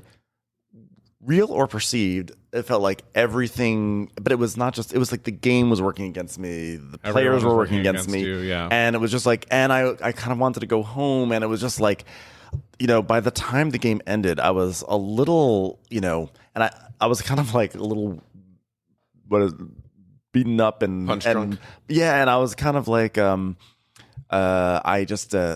was just rough, and I told myself like, you're going to play not the way you want to play because you don't want to find yourself in this situation emotionally. But I think that actually, because I had a taste of like, it's actually going well, that it like, that it doesn't. It got taken from you. But whereas I didn't have that feeling in Indonesia. In Indonesia, everything I was working towards, I had no expectations I was going to win that game, and it fell apart. And then it was still fine. But for some reason in this game, it went to 3 a.m. as well. It went to 3 a.m. and it just felt like I was like, oh, I don't know. I think that like there was something about like I don't know. It hit me hard. So I was having a very paradoxical great time, but also like, you said at the end that I'm not sure I want to play this game again. I hope that you will revisit. Yeah, no. I'll play it again because when we're driving back, I was like, it just feels like there's like bad things happen, and there was a sense of futility that I had where I felt like when bad things were happening to me, I felt like I couldn't counter. I felt like I couldn't do anything about it. Sure. That was like really significant, or if I did counter, I would just be dragged back down again. And but then as we're talking about it, we started talking about how Jordan was banking a lot of votes in the game in primaries, and I was how playing in further ahead elections, and that insulated him from the whims of trending up and trending down, which is how people can really affect you. And then I was like, oh, I would want to try that next time. I was like, well, clearly I want to play it again. Yeah. You could have gotten a lot of damage mitigation could have happened if you were turning in your campaign workers for votes around before that election happened. You're right, exactly. I feel like there was I was doing really well in the beginning, and then I had to start pivoting things. So I really did enjoy it. I'm glad. Quite a bit. I just had a rough go of it, and I was a little salty. Totally My thing about this game is that it's one of those things where there are 7 elections. You cannot compete in all 7 elections. And the more you decide which elections I am going to forego almost entirely, the better off you're going to be. Save your resources. Focus on the elections that's how that are a little farther away. You did. I started because I sort of didn't really care about New Jersey. Went hard in Virginia. I wasn't going to care about New Hampshire. I was going to go hard in Georgia. But I started to I was like, well, New Hampshire. So I put some resources into New Hampshire, and then that did well for me. But then I got killed by the time Georgia came around. That's when the smear campaigns came out against me, and then out of desperation, I needed to rebound. And then when you're in that desperation mode, then you have to care about more things. It was a disaster. A little bit, yeah. I think what you did, you went into Iowa and you were putting resources into Iowa, which I don't know why. I think that was because I think I was in panic mode after things went bad in Georgia. If you would let that go, maybe take a campaign donation and hit Texas harder, it might have changed. Well, I did hit Texas really hard, but But the thing is, the policies changed from under me, and I was dragged down with my trending and everything. So it was like. For those of you who know DMocker and are saying, "What game did you guys play?" There are three things with the reskinning. So instead of the SPD and all that sort of stuff, they were 3 presidential candidates.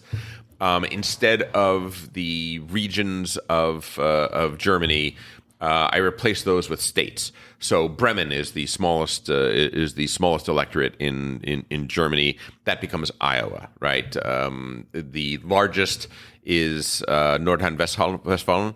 That becomes California, and so on and so forth. But other than that, very, very similar. The other thing that's different is that the shadow cabinets, the Fraktionsführer, and the this and the that and the other thing, become actual people.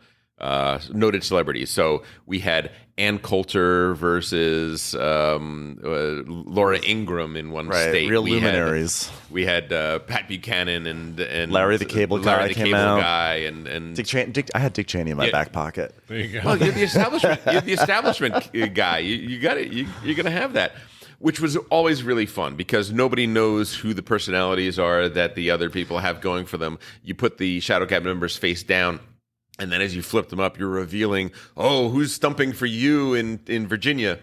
It was really great that you did that. Yeah, super fun. It made it it wasn't just we're playing. We were obviously able to draw from real people, but Mike Kananak was playing as Ben Carson, and it was just funny how a lot of these campaigns played out like they did in real life, so it was just in the sense of Mike, the very first election, New Jersey just rebuked him, and it was kind of this funny thing. It's Ben Carson got rebuked, R.I.P. Yeah, because it does, it does mimic the presidential primary system well enough that it's a pretty good thing. The only thing about it that doesn't really ring true is the coalition part of it. But even that isn't that far off from what happens. There were definitely times in those elections where candidates agree to not negatively campaign against each other so that they can take down the front runner. That is very similar to what that is. I still think the media piece is a little bit abstract, right? Little bit, but you're doing massive media buys in this territory. You're flooding the airwaves.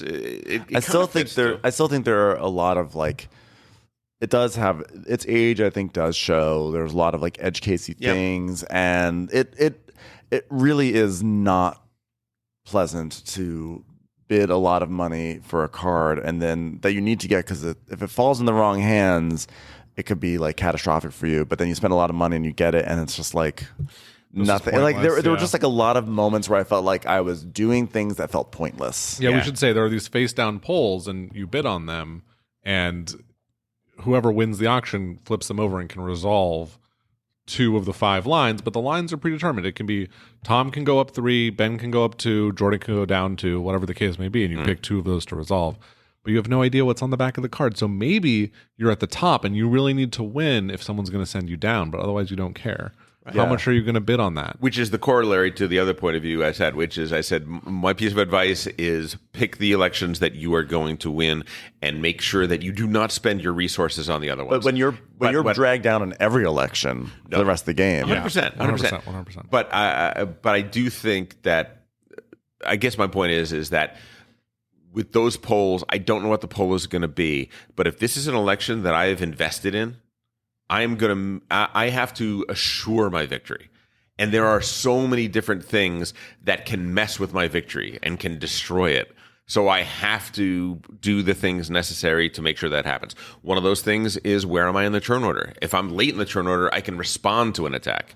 Right. Number 2 is, do I have a shadow cabinet member going into that state? Because a good shadow cabinet member has a laundry list of things that they can do for you, and that is a good way to respond to things. And then, do I have the money to win that poll? Can I make sure that I win that poll? Maybe the poll doesn't matter, but guess what?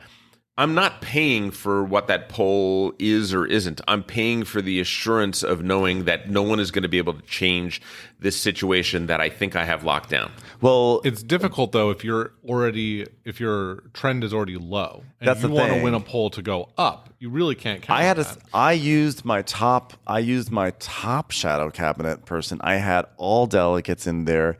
I had originI matched with all the policies, all that stuff. All the policies sort of got changed from under me, and I was pushed down to 3. Yep. My only play after I had invested all this was like, I have to see if I can get my trend up, and I spent a lot of money, and it was like, this poll says your trend goes down, and I was like, oh. Yep. So it was just like moments like that. I get it's the game, and thematically it's very funny because it's like you want to bury these polls, but like when it happens, like for the next 3 hours, which is what kind of happened to me. Yeah. It was just, or that's how it felt. You know, I don't want to keep saying it's what happened to me because there probably were things I could have done, but it just felt demoralizing, and it's an interesting complimentary piece because Jordan and I played TI4 over July 4th, and we had an inverse situation happen where at the end of that, you felt very much like you were on the receiving end of quick follow up on that, because I was not there. I don't know why I wasn't there. It's my favorite game in the world. We were actually commenting about how those 2 games, Democker and Twilight Imperium 4, are very similar. 2 sides of the same coin. They are actually very similar. 2 sides of the same coin. Definitely not. Yeah. Whatsoever. 2 sides. I think it's maybe the same side of the same coin. Maybe just one side of one coin. When you were halfway through the game, did you announce to the table that you were going to count up everybody's points to see who was winning? Well, I didn't have to because it was right there. And then for the next hour, it is right there. And then for the next hour, remind everyone that Jordan is winning. Well, here's I will say what happened from my perspective. Well, this by the way, the Twilight Imperium story is a very interesting and funny story of that entire game. It's an interesting story. So, from my perspective, maybe more interesting for me than for Jordan. I feel bad about it, but it's. I'll just say, Twilight Imperium 4 is a very long game. We're like 6 or 7 hours in. Okay, I've said that if I had a week left to live, I would play Twilight Imperium every single day, and it would feel like I lived for another 10 years. Well, you know what it would feel like? It would feel like you just played 10 days of Democker because they're the same game. So what happened? Blasphemy. Ben was. It's the Barbieheimer of board games. Mm-hmm. Ben was in a position where he could have won. He was in the lead. He might have won the game, and I went and took over his home planet. And once someone's in your home planet, you can't score. So for the table, from my perspective, I sacrificed so much and went to Ben's home system and took it over. And I said to the entire table, everyone, I can't hold this. Yeah. I wasn't very clear. I said it once. I should have been more clear about it. But I was like, I can't hold this. Someone needs to attack one of Ben's other fleets to prevent it from coming back. And then I was like, and you guys, I can't win. I'm far below Ben. Ben is really the chief threat. But that round... Wow. That is like Democker. It is like Democker. But then that I'm round, gonna give a larger context. Yeah, you're going to give a much larger context, and it's probably more fair. But then that round, but this is what your experience was. Yeah, my experience was 3 separate players attacked me, even though I was not in the lead, and I felt what I really felt was gaslit. I was like, you guys, I am not in the lead, and I felt like I couldn't convey that, and that was a very frustrating. I feel like gaslighting was brought up last night. Yeah, it was exactly 100%. It's that's why we're saying it's like the similar experience. So this was. Okay. But then, well, just to finish the story, I was attacked 3 times. I was decimated, and then Ben came back, took his home planet, and won the game. And the final score was Ben at 10. Me tied with 3 other players at 6, though. So you need 10 You were at points 6? to win. I thought you were at 7. No, we're all at 6. Weren't we all at 6? You were definitely at 7. Okay, you were, maybe it was 7. You were. I don't think you were even tied. You were because we had been tied at 7. I ended the game tied with Candace and Jake, I think. Oh, okay. So we were definitely remember, tied. I thought we were at 6. It might have been at 7. But, and a point is a lot in this game, right? And you were up 3 points, at least 3 or 4 points over the rest of us. And so I was like, why? Why didn't no one listen to me? So, no, by the way, and that, like, but it was I totally understand, because these games create those feelings of, like, why is no one listening to me? Why am I being targeted? But the larger context of that game, in my humble opinion, my view, absolutely. Jordan and I were first. We had an early lead, both of us. We were both doing well. At around, we both hit like 5 points. You have to get to 10 points to win. Yep. Around 5 points, I genuinely, this was not like it was not a game thing. I was like, I saw what I could do. I hit my hidden goals. I was like, okay, I got my 5 points. I think this is probably going to be it for me. I'll probably pick up 1 or 2 more points, but this is probably, and it was genuine. It was not like 100%. But of course, when you say that, this is the score moment in Democker, though. It's the same thing. I was like, I'm behind. Like, this is genuine. I'm not going to be able to. But like everyone can see it. But I know when you say that, no one believes you. You know, I get it. That's fine. But I genuinely at that moment thought like, I've been down this path before with TI4. I have a moment. And then I plateau, and then it's just like, I have a moment where I sort of see victory, and it goes away. I was like, okay. But then a new objective card flips up. An objective card, and I was like, oh, I think I could do something with that. And then another one, and I was like, ooh, I think I can actually make a viable run here. So whatever. So I was like, I started getting all my ducks in a row. Now we have this final round here, what winds up being the final round. And it's clear to everyone, because I have what's called a strategy card, which says I could it would be I had that, right? An Imperial, right? So you could score an extra objective. I could score an objective even if I didn't have Mectal Rex, though. Because Mectal Rex is if you have 1. You get a point if you're on Mectal Rex, but I would be able to score 1 more objective than everyone else at the table. Right. And I was at 7 points already, so I could theoretically get 3 points. This is this is nerd talk. Yes, I get it. But I have played the game, so I'm aware. So basically, everyone sees I have the potential to get 3 points. I'm at 7. I'm holding this thing that's basically like, I'm going to try to get the 3 points. So everyone knows I'm the threat. And I was the threat. And I wasn't hiding from it. It was like obvious. Well, then you weren't hiding. No. At that point, I was like, well. And so Jordan was the closest one to me. He had to do this thing. So he came into my home territory, and meant I would not be able to score my points. What Jordan is failing to mention, though, is that after he did that, he then regathered his troops on Mecatol Rex. No, I had the same number of troops. I didn't move anything off Mecatol, but I didn't move. No, didn't you move something back in that direction? You moved something back in that direction that made everyone go, huh? And meanwhile, after the battle, there was something. I believe you. I don't remember. Either way, though, you had it. Maybe that happened. Maybe that didn't happen. What is important is that Ben made people think that happened. That's the important part. Well, the thing is this, though. In the game, Mecatol Rex is the center of the universe, and if you control Mecatol Rex, it's a major power position, and it means that next round, Jordan, you had initiative. Worth a point, right?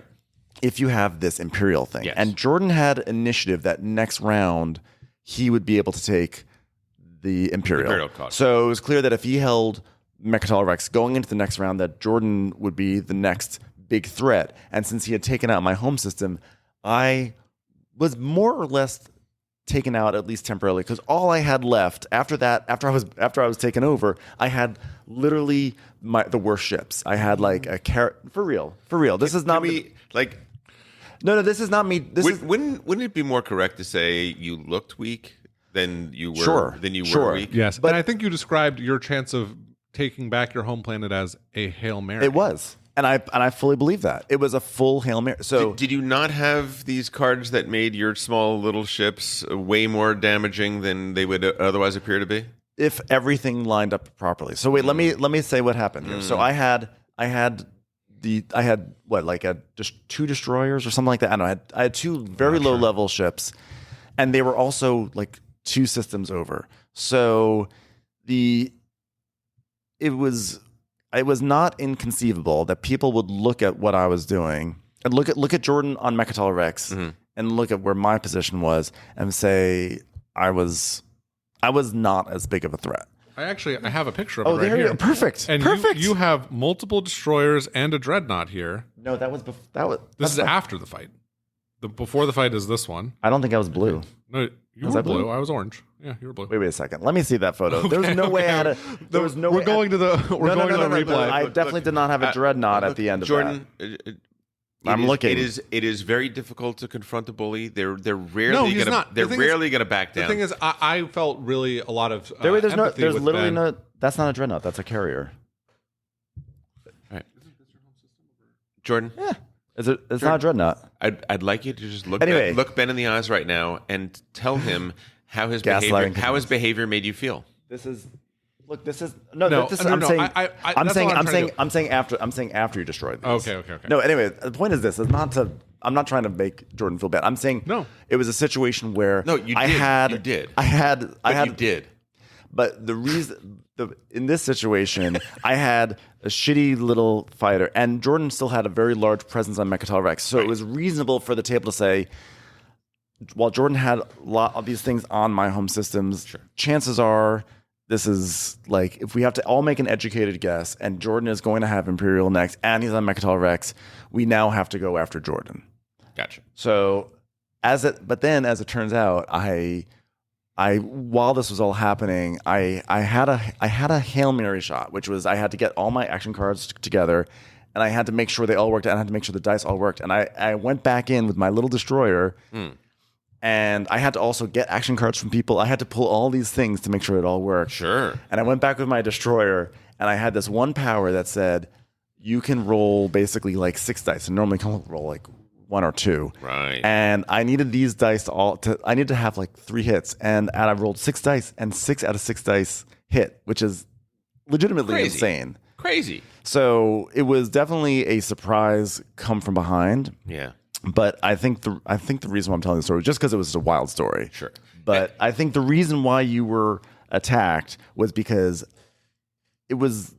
I definitely did not appear. I genuinely did not think I was going to be able to pull that off. So while it looked like you were gaslighting the whole table and unfairly vilifying your friend Jordan, what was actually happening was that you were blameless. I wasn't vilifying Jordan. I was at that point. I was just trying to get my action cards. My faction's power was action cards, and I was just trying to get everything in line. I had to like stall out. I had to do so many different things, and so I didn't appear like a threat because I personally did not even think I was going to be a threat in that. In any case, I think that it's an interesting comparison, right? Because in that situation, I was feeling like, oh, I'm not really in the lead. I might look like I'm in the lead and I'm being attacked. And this is a very long game. Mm-hmm. And that is a tough way to feel. And that's what happened to you last night. Yeah, I guess. Yeah, it is. So why didn't Jeb Bush build a War Sun? You had the money. You had you should have. If you had built a War Sun, I think you take Iowa. I think you barnstorm right into Texas. But I guess the one difference though is I do think that. Well, I guess you can't say with Twilight Imperium. I would say that like if I couldn't do that Hail Mary, if that didn't work out, I think you probably would have won next. If I wasn't attacked by 3 players on that final round, yes, maybe. Yeah. But I was. Maybe. But you were. But you were in Mechatol Rex. I mean, you're going to get attacked. But it's actually important for me because, like, for me being like, but you're in Mechatol Rex is like, it is literally the same as me being in the front end democker and being upset that people drag me down the polls. So I get that. 100%. Let's be clear. I can't just say that and then be upset that I got pulled down on democker. You know? Listen, these are long punishing games. They should be punishing games if you're playing them correctly because you are fighting for every inch for every point, for every little thing that you can get. You are fighting for that. And there are going to be times when you are going to come out of that experience saying, that was amazing, but I also feel kind of bad. Yeah. That's going to happen. Well, the one who got really brutalized was Jake, honestly, at that table. Jake was the one who really, because he got it, like, he was really taken out at the knees mid-game. He was. By Paul. That was interesting. And in any case, part of it, what's so intense about these games is that you are pushing for every last scrap, but part of the way you're pushing is by talking, by negotiating. And when you're at a table with your friends and someone's like, you need to go kill him, and you're like, I can't communicate that. Actually, no, I'm fine. Go attack this other player. That can be a very intense emotion. Right, because the thing is this, you're saying, listen, I know he only has like a destroyer and a carrier 2 systems away, but we need to totally eradicate. And everyone's saying, well, why should we trust you, Jordan? Because like he just has that thing, and now you just want us to do that so that way you can win. That's what people are thinking, right? And it's like hard to. Well, get people or in DeMocker, like after Wormtongue guys, over I'm here, ahead right now, but I'm not lining up on the issues for these future elections. Actually, I'm not the target. And actually, in this game, it was kind of interesting because at a certain point, after we targeted you for a little while, and I was probably the chief one targeting you, you just looked at me and said, "Jordan, Tom's going to win. If you don't stop doing this, Tom's going to win." And you were right. If I didn't change my target to Wormtongue. Wormtongue. That's Ben's name. Well, I had to do that because I had to get some heat off me. I was like, well, first I believed that Tom was going to win. And you were right. And he's the most experienced. But also, I was like, I can't keep getting hit by this. Like someone, like does anyone not? I was like, just someone go after someone else other than me. right. This is like I need to like save myself here. Right. And in the end, I think these scores were nearly 400. Nearly 400. And there were 2 points that separated first from second place. And Marco Rubio, Little Marco from Florida, pulled it out. First play, first win for Jordan. 2 points. By 2 points. 2 points. And it was very tight. It was the final election, and it was essentially a card flip away. Yeah. It was very, very close. And the truth was that I partnered with Mike Kananek, who had been a non-factor the whole game. Dr. Ben Carson pulled out a win in Texas that nobody saw coming. Yeah. I think you said you were going to drag Ben Carson's corpse up the hill. You were like, I'm dragging him up the hill. I had a blast playing both. Very emotional both of these games this week, but whenever DeMocker comes to the table, it is a pure joy from my perspective, and I'm glad you guys got to play it. I'm sorry that your experience was battered and bruised. Happy sad. It's happy sad. It was happy sad. I still really enjoy the game. I just had a very, very rough and unpleasant second half. It's good to say that. And when those talk about this enough in games, and when that happens from 1 a.m. to 3 a.m., that adds. It's like, despite, I was telling Jordan, I know we're trying to wrap this up, but I was telling Jordan that, when I was recently evangelizing about 18xx games, there are brutal things that happen in that, and for some reason, they just don't bother me in those games. It's fine. I think it's funny, it's entertaining, and I've been telling people recently, listen, in 18xx, you might get taken down and you might get taken out, and you may feel like there's no more game left for you, and you have to sort of sit there. I was like, approach it like a piece of entertainment. Approach it like it's a piece of entertainment that you're watching and participating in at times, but mainly you're there to watch, and you're there to see how it all shakes out. And I don't know why I was not able to adapt that mindset to this. I was in a certain way, but I still was like, it was rough for me. It might be that there is something different about the feeling of a political campaign where you are this person that is trying to do this thing, as opposed to I'm operating a railroad, maybe. Or like maybe there's a feeling of economics is like sort of a step, removed. apart, and maybe I can invest here or invest there. There are things in 18xx where you can do these crazy come from behinds, and there are in DeMocker too, which, as we mentioned, you definitely could have. There were other things that you could have done with experience. Exactly.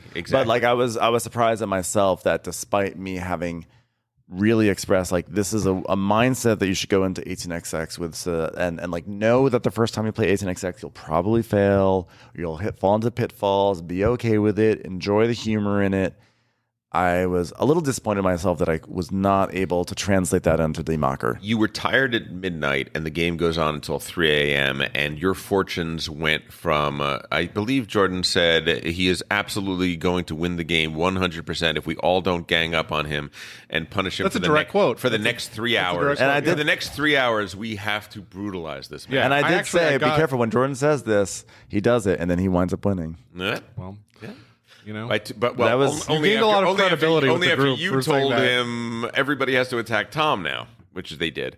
Right. No, I didn't say everybody has to attack Tom. I just basically said you should watch out for Tom.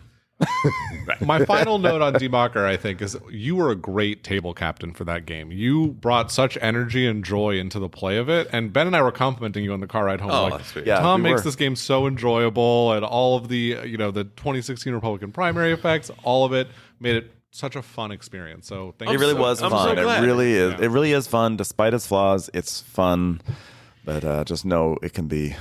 I've said it before. Rough. I said that there's nothing I love more than a game that works both as a great simulation and a great game. Like And Twilight they're Imperium. Twilight Struggle Imperium, is yeah. actually the other one that Imperium. is that way. No, Struggle. Imperium. Twilight Struggle is both a great simulation and a great game. It's both. I've always said, Democker is like sort of a watered down Twilight Imperium. I felt that way too. I felt like it's just sort of like an amuse-bouche of a Twilight Imperium. Like in Democker, you can have a coalition, but in Twilight Imperium, those come with little. You can actually rules have- benefits. It's just Ladies and gentlemen, we have a level higher. YouTube channel, there's a perspective. youtube.com/c/GameBrainPod. We have a Facebook group. There's always a lot of good stuff going on there. We have a Discord channel. Get in those, get in those posts. Let us know what you're thinking. People have asked questions and gotten some great answers there, not from these two jokers in front of me, but from other people. And you have been listening to Game Brain, produced and edited by Matthew Robinson, Tom Donnelly, Trey Alsop, and Ben Mandelker. Special thanks to Daedalus for our incredible music. More on Daedalus at GameBrainPod.com, and Edamar Peleg for our incredible graphics. You can get your own amazing graphics by checking out his info on our website. You can reach us at contact@GameBrainPod.com or on Twitter. We still have that at GameBrain_pod. Thanks for listening. Go play some games with friends or make some friends with games.